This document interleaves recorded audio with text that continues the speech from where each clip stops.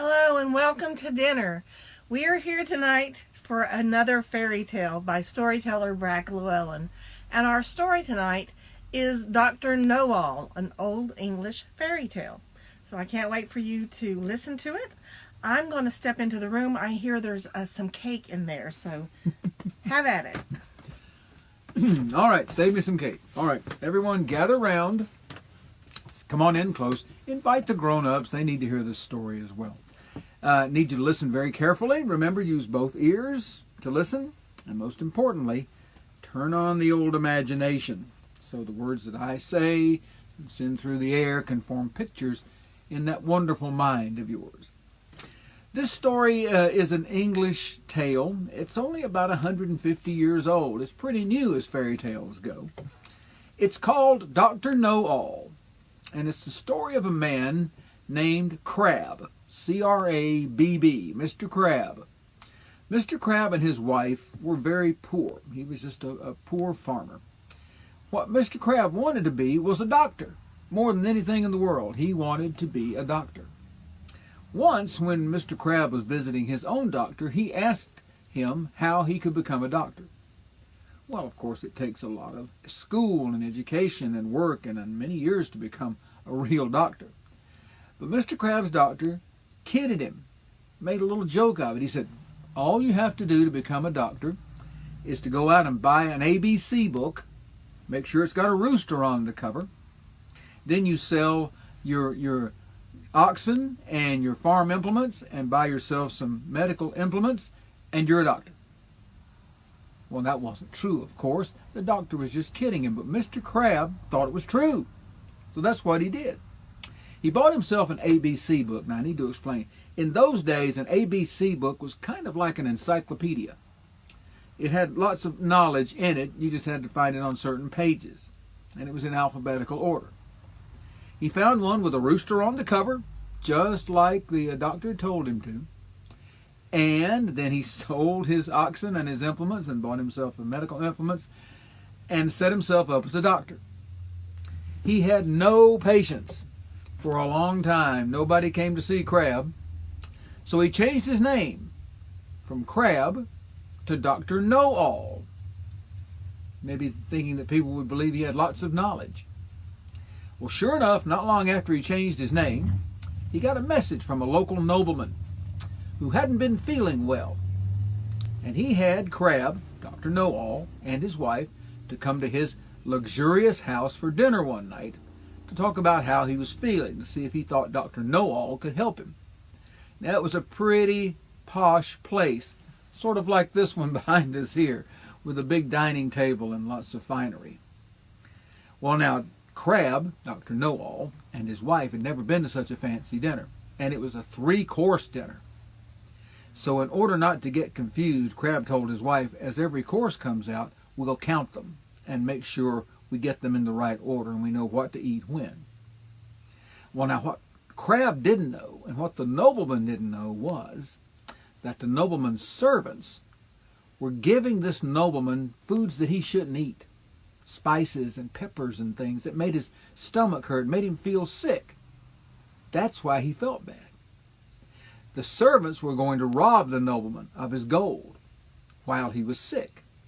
So they were slowly kind of giving him all this spicy food to eat so he'd be sick. Well, no one knew that as they sat down to dinner. And the first course came out, and Crab turned to his wife and said, "That's one." And then the second servant brought in the second course a little later on, and Crab said to his wife, "Oh, that's 2." And so on to the third course. That's 3. Well, what the servants thought was that Crab, Dr. Knowall, knew what they were up to. And he was naming them as the thieves. There's one thief, there's a second thief, there's a third thief. They became very nervous. They were afraid that Dr. Knowall would tell the nobleman what they were up to and they'd be punished. So the evening went on. The nobleman wasn't sure if he wanted Dr. Knowall to help him or not. But then came yet another great big course, and it was a big platter covered with a big silver cover. Couldn't see what it was. And the nobleman said, well, take a guess. Look in that book of your knowledge there and see if you can tell me what this main course is without looking. Well, Crab had no idea. But he got out his ABC book just the same, and he started looking for something that might help him. He couldn't find a thing, and time was going on, and the nobleman was looking at him very skeptically. And Crab got very nervous, and he shook his head, and as he sat there in that dining room with the servant standing nearby, he said, "Oh, poor Crab," meaning himself. But what he didn't know was that underneath that cover was a big crab dinner. Simply by naming himself, he'd gotten it right. The nobleman was very impressed. The servants became even more nervous. After the meal, the servants hustled Crab into the kitchen, and they told him what they were up to. They also told him that if he wouldn't tell the nobleman what they were doing, putting all these spices and fancy stuff in his food to make him sick, that they'd give him some gold, as long as he didn't tell on them. Well, Crab agreed. He said, "Sure, how much gold have you got?" The servants gave him a nice big bag of gold, quite a bit to live on. And Crab took it back into the dining room, put it next to his chair, and gave the servants the assurance that he would not tell on them. And the nobleman said, "Well, I am impressed with you, Dr. Knowall, and I think you might can help me. So what do you prescribe? What do you recommend? Why do I feel so bad?" Well, Crab had told the servants he wouldn't tell on them, and he really didn't. He said, "Sir, you need to change your diet. That's why you feel so bad. It's what you're eating," which was true, even though he didn't tell him that the servants were the one doing it to him. But then Dr. Knowall said, what you need to do is get yourself a new cook. Send these other servants to work somewhere else, away from the house, maybe out in the fields, and get yourself a new cook. And I think you'll feel better. And down the line, the nobleman did that, and yes, he did feel better. And he was impressed with Dr. Knowall, so he too gave Crab and his wife a huge bag of gold. So with 2 big bags of gold, enough to live on very well for a long time, Crab and his wife went home. And he remained Dr. Knowall for years to come. He had a few other patients, didn't really need them with all that gold. But he and his wife lived a very fine life from that day on.